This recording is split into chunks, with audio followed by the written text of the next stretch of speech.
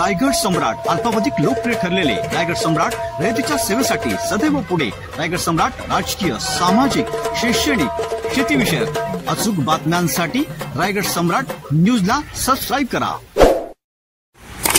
मी महेंद्र आदिवासी कोळी समाज समन्वय समिती महाराष्ट्र राज्य। आज संपूर्ण महाराष्ट्रामध्ये कोळी समाजावर एवढं अन्याय अत्याचार शासन करत आहे, त्यांना संविधानिक हक्क असताना सुद्धा त्यांना मिळत नाहीये।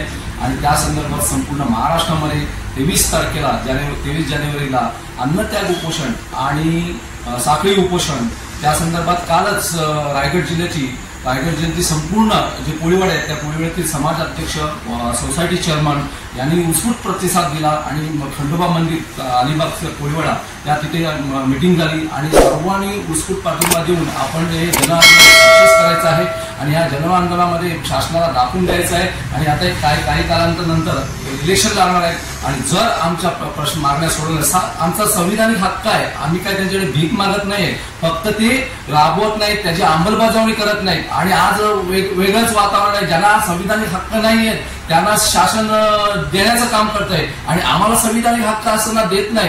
आणि आम्ही कोळी ही आमची मुख्य आदिवासी जमात आहे आणि महादेव मल्हार ह्या त्याच्या उपजमाती आहेत। आणि इथे काय केलं शासनाने षडयंत्र टाकून कोळी हा आमचा बाप असेल तर बापाला त्यांनी ओबीसी मध्ये टाकलाय, एसबीसी मध्ये टाकलाय आणि मुलं महादेव मल्हार ही उपजमात हे मुलं आहेत आणि ह्यांना टाकलंय एसटी मध्ये।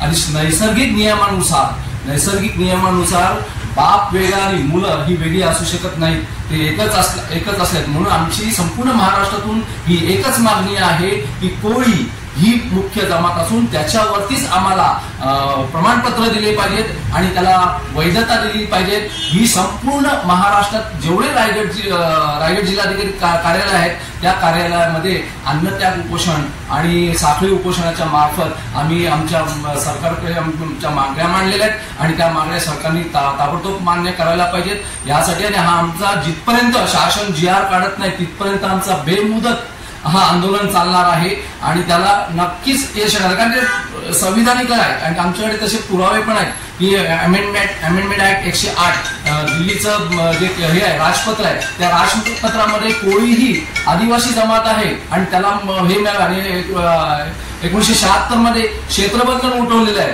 आणि महाराष्ट्रात कुठेही राहणारा कोळी हा आदिवासी कोळी आहे म्हणून त्याला गोष्टीचे दाखले मिळाले पाहिजेत। परंतु शासनाने याची अंमलबजावणी नाही केलेली आहे। शासनाने हा केंद्र शासनाचा प्रश्न आहे आणि केंद्र शासनाने तर आम्हाला मान्य केलंय पण महाराष्ट्र शासन आम्हाला मान्य करत नाही आणि हे आमच्या माधुरी पाटीलचं षडयंत्र आमच्यावर माफी मागलेलं आहे। माधुरी पाटीलचं हे पूर्ण जमातीला हे केलंय। आणि पनवेल आणि रायगड मध्ये कोणत्या ठिकाणी आंदोलन असणार आहे?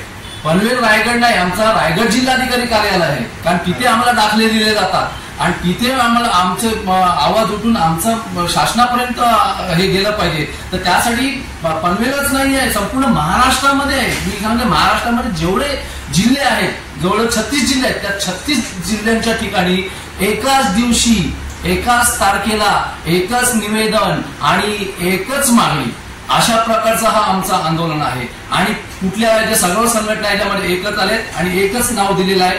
हे जे जन आंदोलन आहे आमचं चालू आहे ते फक्त समाजाचं आहे, याच्यावर राजकीय काही नाही आहे आणि फक्त राज्यव्यापी महाआंदोलन असं आमचं बॅनर आहे। त्या बॅनर खाली आम्ही सर्व समाज एकत्र आलो आहे आणि आम्हाला समाजाला काय आव्हान करचाल?